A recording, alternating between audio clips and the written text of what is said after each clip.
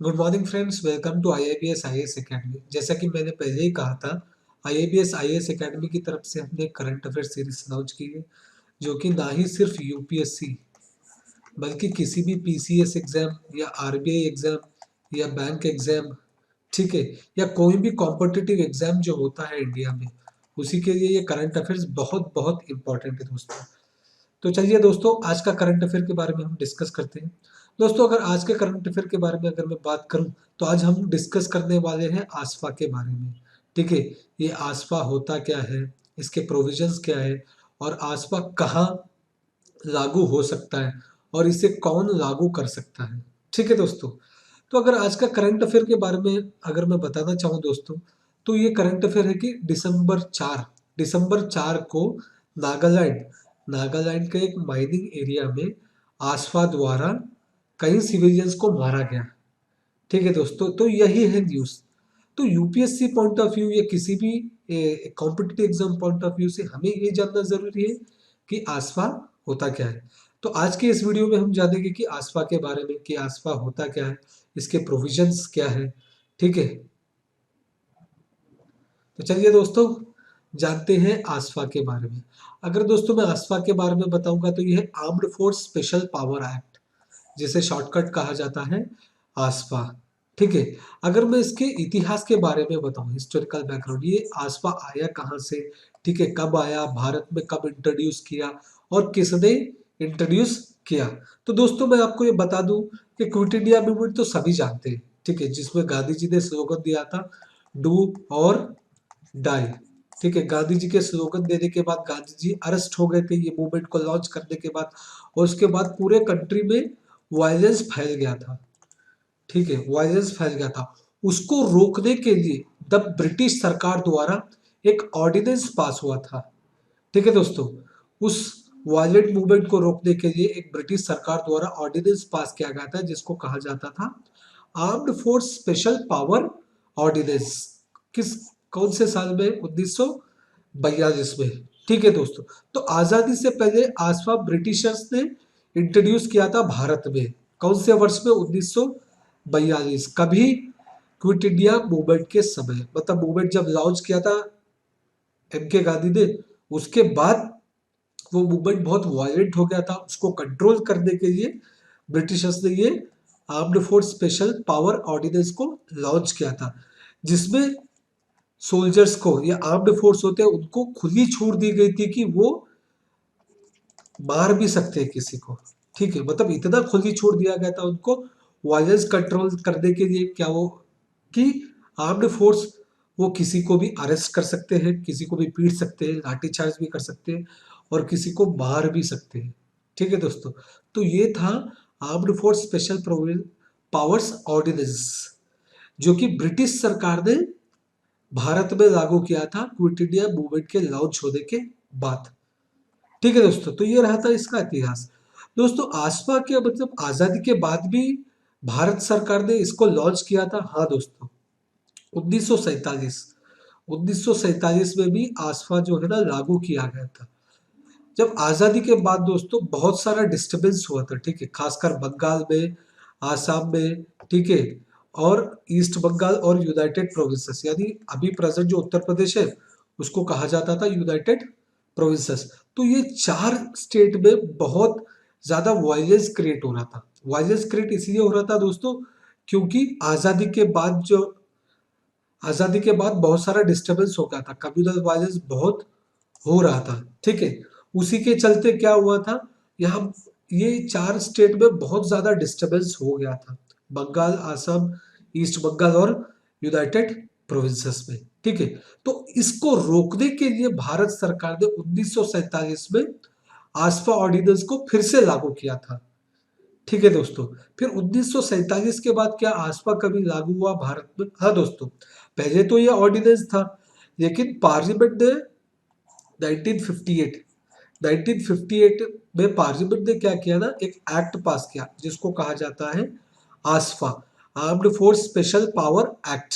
ठीक है दोस्तों, पहले तो ये ऑर्डिनेंस था, पर पार्लियामेंट ने 1958 में इसको एक एक्ट का दर्जा दिया। ठीक है, एक एक्ट पास हुआ था पार्लियामेंट के द्वारा, जिसको कहा जाता है आसपा, और उस एक्ट में इंडियन आर्म फोर्स जो थे, ठीक है, उनको स्पेशल पावर दी गई थी। इंडियन आर्म फोर्स जितने भी थे उनको स्पेशल पावर दी गई थी कि किसी भी डिस्टर्ब्ड एरिया में पब्लिक ऑर्डर को मेंटेन करे, यानी किसी भी एक डिस्टर्ब एरिया में लॉ एंड ऑर्डर को मेंटेन किया जाए। और लॉ एंड ऑर्डर को मेंटेन करने के लिए उनको कुछ पावर दिया गया था। ठीक है दोस्तों, तो देख लेते हैं दोस्तों कि आसफा यानी arm force special power act में क्या क्या दिया गया है, कौन कौन से प्राविधान या प्रोविजंस लिखे हुए आसपा में, और आसपा के अकॉर्डिंग तब आसपा के तहत आर्म्ड फोर्स को कौन से पावर दिए गए हैं। ठीक है दोस्तों, तो दोस्तों सेक्शन 3 की अगर मैं बात करूंगा, बहुत ही इंपॉर्टेंट है दोस्तों यूपीएससी पॉइंट ऑफ व्यू से। इस आसपा और आसपा के सेक्शंस बहुत बहुत बहुत ज्यादा इंपॉर्टेंट है। ये आपको जीएस पेपर 3 में काम आ सकता है, इंटरनल सिक्योरिटी या जीएस पेपर 2 में भी काम आ सकता है। ठीक है, इंडियन पॉलिटिकल सिस्टम या गवर्नेंस में भी बहुत काम आने वाला है ये टॉपिक। ठीक है दोस्तों, तो अगर मैं आसफा की बात करूंगा सेक्शन 3, सेक्शन 3 में दोस्तों ये कहा गया है कि किसी भी एरिया को डिस्टर्ब एरिया कौन डिक्लेयर करेगा। ठीक है दोस्तों, आसपा पूरे भारत में लागू नहीं होगा, आसपा सिर्फ उसी एरिया में लागू होगा जिसको डिक्लेयर किया जाएगा डिस्टर्ब्ड एरिया। ठीक है दोस्तों, तो दोस्तों ये डिस्टर्ब्ड एरिया का डेफिनेशन क्या दिया गया, ये डिस्टर्ब एरिया होता क्या है, ये डिस्टर्ब एरिया को कौन डिटरमाइन करता है। ठीक है, तो ये डिस्टर्ब एरिया पहले तो बता दूं दोस्तों, डिस्टर्ब एरिया यदि एक ऐसा एरिया होता है जहां झगड़ा चल रहा हो, डिस्प्यूट चल रहा हो, किस किस के बीच में, या तो कम्युनल डिस्प्यूट चल रहा हो, जातिवाद का झगड़ा चल रहा हो, या रिलीजन डिस्प्यूट चल रहा हो, यानी धर्म के लेकर झगड़ा चल रहा हो, या एथिनिकल डिस्प्यूट चल रहा हो। ठीक है, या किसी भी एरिया में किसी तरह का झगड़ा चल रहा हो, या तो वो कम्युनल डिस्प्यूट हो सकता है, या तो रीजनल डिस्प्यूट हो सकता है, या तो एथनिक ग्रुप्स के बीच में डिस्प्यूट हो सकता है। अगर उस एरिया में डिस्प्यूट चल रहा है तो उस एरिया को डिस्टर्ब एरिया डिक्लेयर किया जाएगा। ठीक है दोस्तों, तो आपको समझ में आएगा कि डिस्टर्ब एरिया किसे कहा जाता है। तो चलिए दोस्तों, अब हम दूसरा पॉइंट पढ़ते हैं कि किसे पावर है कि डिस्टर्ब एरिया डिक्लेयर किया जाए। ठीक है दोस्तों, डिस्टर्ब एरिया का डेफिनेशन क्या होता है हमें ये अभी हमने जान लिया। तो दूसरे पॉइंट की तरफ बढ़ते हैं कि मतलब किसे अधिकार है कि किसी भी एरिया को डिस्टर्ब एरिया घोषित किया जाए। तो सेंट्रल गवर्नमेंट के पास अधिकार है, या गवर्नर ऑफ द स्टेट, ठीक है, जो राज्यपाल होता है राज्य का, या गवर्नर ऑफ द स्टेट, उसके पास अधिकार है कि किसी भी एरिया, वो स्टेट के किसी भी एरिया को डिस्टर्ब एरिया डिक्लेयर किया जाए। या अगर यूटी के बारे में बात करें हम, यूनियन टेरिटरी, तो एडमिनिस्ट्रेटर ऑफ यूनियन टेरिटरी होता है ना, ठीक है, उसके पास अधिकार है कि उस एरिया को डिस्टर्ब एरिया डिक्लेयर किया जाए।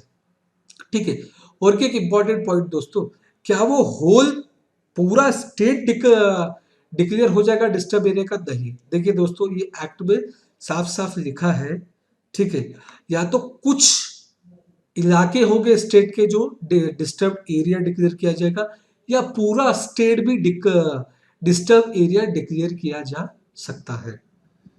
ठीक है दोस्तों, तो ये रहा था सेक्शन 3।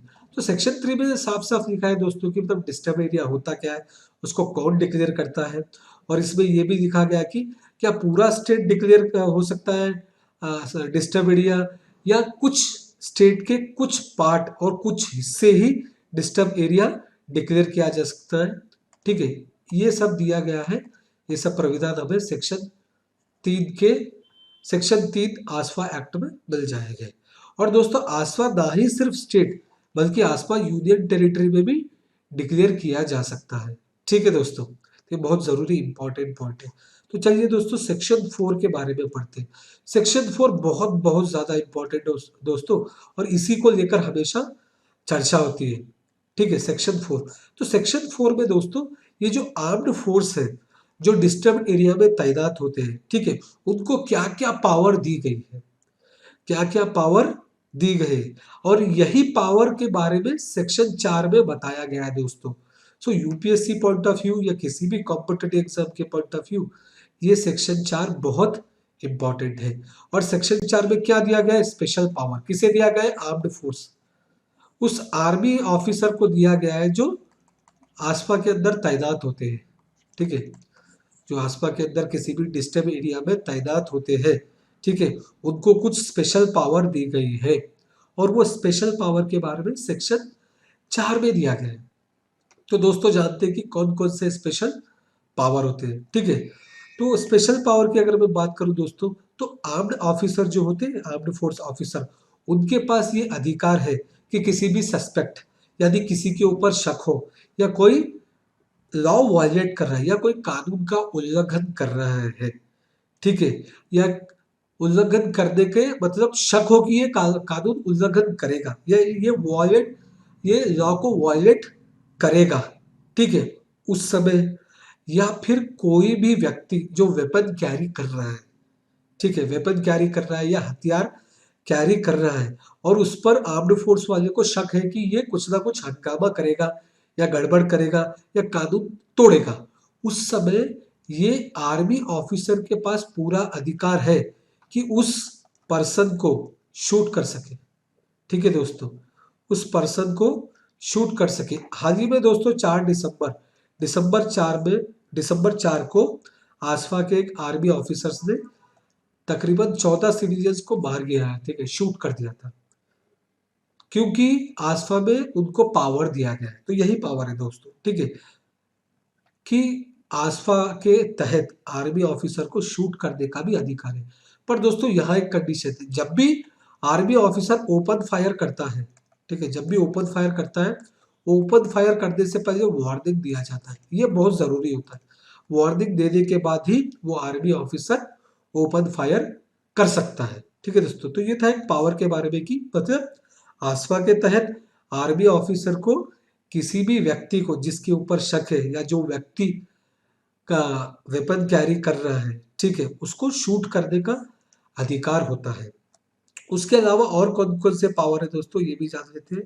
तो पहला पावर हो गया। दूसरे पावर की अगर मैं बात करूंगा दोस्तों, तो जो आर्म्ड फोर्स रहते हैं आसपा के अंदर, उन्हें ये पूरा अधिकार है कि किसी भी व्यक्ति को अरेस्ट कर सके बिना वारंट के, बिना वारंट के किसी भी व्यक्ति को अरेस्ट कर सके और बिना सर्च वारंट के और बिना किसी कंसेंट परमिशन के किसी भी व्यक्ति के घर में जाकर सर्च कर सके, ठीक है दोस्तों।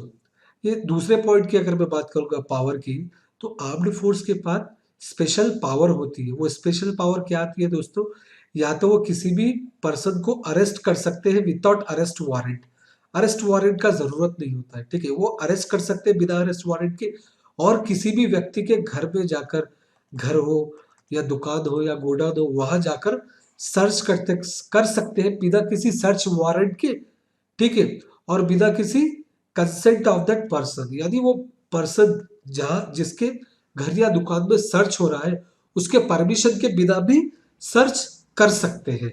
ये पावर दिया गया है दोस्तों, ठीक है। और तीसरे अगर पावर की बात किया जाए तो दोस्तों, सिक्योरिटी फोर्स को किसी भी पर्सन को अरेस्ट करने का अधिकार है, ठीक है, अगर उन्हें डाउट हो तो पर्सन को अरेस्ट कर सकते हैं। जैसे ही अरेस्ट करें, ठीक है, तो आर्म्ड फोर्स का ये ड्यूटी बनता है कि वो अरेस्टेड पर्सन को किसी भी नियरेस्ट पुलिस स्टेशन में सौंप दे, ठीक है दोस्तों, इमीडिएटली, मतलब जितना जल्दी पॉसिबल हो सके, जितना जल्दी हो सके आर्म्ड फोर्स जिस बंदे को अरेस्ट किया है या जिस बंदी को अरेस्ट किया है उसको नियरेस्ट पुलिस स्टेशन में सौंप दे, ठीक है दोस्तों। तो ये दोस्तों ये था आर्म्ड फोर्स में, आर्म्ड फोर्स एक्ट के तहत आर्म ऑफिसर के पावर जो सेक्शन 4 में दिए गए हैं, ठीक है दोस्तों। पावर क्या क्या है दोस्तों, किसी को भी शूट कर सकते हैं, किसी को भी अरेस्ट कर सकते हैं बिना किसी वारंट के, और किसी के भी घर जाकर या दुकान जाकर सर्च कर सकते हैं, और जो अरेस्ट होता है, ठीक है, उस अरेस्टेड पर्सन को किसी भी नजदीक के पुलिस स्टेशन में सौंपना होता है जितना जल्दी हो सके, ठीक है दोस्तों। तो अगर दोस्तों अगर इस पावर की बात किया जाए तो ये तो ह्यूमन राइट्स का वायलेशन हो गया, ठीक है, वायलेशन ऑफ ह्यूमन राइट्स के तहत आता है यार, किसी भी बंदे को कभी भी शूट किया जा सकता है, ये तो गलत बात हो गई। ये तो मतलब ह्यूमन राइट्स या मानव अधिकार जो होते हैं उसके खिलाफ हो गया, ठीक है। तो क्या ये अपना मन मर्जी कर सकते हैं या मतलब किसी को भी मार सकते हैं कभी भी किसी को भी अरेस्ट कर सकते हैं। क्या इनके पास इतना अधिकार है या कोई एक्शन नहीं लेगा क्या इनके खिलाफ? जी दोस्तों, एक्शन तो जरूर लेता है इसके खिलाफ। सेक्शन 5 में दिया गया है इसके खिलाफ। ठीक है, अगर कोई आर्मी ऑफिसर है किसी को शूट कर रहा है, ठीक है, किसी को भी अरेस्ट कर रहा है, जो चाहे अपनी मर्जी कर रहा है, क्या उसके खिलाफ एक्शन हो सकता है दोस्तों? हाँ, जरूर हो सकता है। ठीक है दोस्तों, तो एक्शन करने का प्रोसीजर कहाँ लिखा गया है दोस्तों? सेक्शन 5 में दिया गया है। सेक्शन 5 में ये बोला गया है दोस्तों, अगर कोई आर्मी ऑफिसर, ठीक है, अगर कोई आर्मी ऑफिसर जो अपना ड्यूटी निभा रहा है आसपा के अंडर, अगर वो कोई आर्मी ऑफिसर ह्यूमन राइट्स को वायलेट करता है, ह्यूमन राइट्स को वायलेट करता है यानी मानव अधिकार का उल्लंघन करता है, तब उसके खिलाफ कार्रवाई हो सकती है। कार्रवाई हो सकती है, पर इसके लिए कंडीशन होगा, कार्रवाई करने से पहले सेंट्रल गवर्नमेंट, केंद्र सरकार का परमिशन लगेगा। बिना केंद्र सरकार के परमिशन के उस आर्मी ऑफिसर के ऊपर कार्यवाही नहीं हो सकती है। ठीक है दोस्तों, तो ये था दोस्तों बहुत जरूरी इंपॉर्टेंट पॉइंट कि क्या वो आर्मी ऑफिसर के साथ का कानूनी कार्रवाई हो सकती है कि नहीं। तो दोस्तों बिल्कुल हो सकती है, पर उसके लिए कंडीशन है दोस्तों कि केंद्र सरकार का परमिशन चाहिए। बिना केंद्र सरकार के परमिशन के उस आर्मी ऑफिसर या आर्म्ड फोर्स ऑफिसर के ऊपर कार्रवाई नहीं हो सकती। ठीक है दोस्तों, तो दोस्तों इस एक्ट के अंदर सुप्रीम कोर्ट की राय क्या है, सुप्रीम कोर्ट क्या कहता है? ठीक है दोस्तों, तो दोस्तों 2016 में सुप्रीम कोर्ट ने जजमेंट दिया था। ठीक है, 2007 में तो सुप्रीम कोर्ट ने ये कहा था कि ये एक्ट कॉन्स्टिट्यूशन के खिलाफ नहीं है। ठीक है, ये एक्ट कॉन्स्टिट्यूशन के खिलाफ नहीं है, ये एक्ट जो है ना कॉन्स्टिट्यूशन के अकॉर्डिंग है। तब ये एक्ट कॉन्स्टिट्यूशन के किसी भी प्रोविजन या किसी भी प्रोविजन, ठीक है, का उल्लंघन नहीं करता है। ठीक है, तो 2007 में सुप्रीम कोर्ट ने कहा गया था कि एक्ट का संविधान के खिलाफ नहीं है। ठीक है, और 2016 में सुप्रीम कोर्ट ने यह भी कहा था कि जितने भी एनकाउंटर होते हैं, जितने भी एनकाउंटर या शूट होते हैं, ठीक है, आसफा के तहत, आसफा के तहत दोस्तों जितने भी एनकाउंटर या शूट होते हैं उनका इन्वेस्टिगेशन किया जाएगा, उनका इन्वेस्टिगेशन किया जाएगा, इंडिपेंडेंट इन्वेस्टिगेशन किया जाएगा। ठीक है दोस्तों, तो उनका उन शूट आउट का या उन एनकाउंटर्स का इंडिपेंडेंट इन्वेस्टिगेशन किया जाएगा, और उस इन्वेस्टिगेशन में अगर वो ऑफिसर दोषी पाया जाता है तो उसको सजा मिलेगी,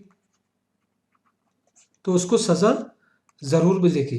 ठीक है दोस्तों, तो ये रहा था सुप्रीम कोर्ट का जजमेंट आसफा के बारे में। ठीक है दोस्तों, तो दोस्तों ये रहा था आसफा के बारे में। अगर आपको वीडियो अच्छा लगा दोस्तों तो लाइक कीजिए, ठीक है, हमारे चैनल को सब्सक्राइब कीजिए। अगर आप चाहते हैं कि मैं किसी भी स्पेसिफिक टॉपिक पर वीडियो बनाऊं तो प्लीज़ कमेंट करके बताइए हमें। ठीक है दोस्तों, धन्यवाद, थैंक यू।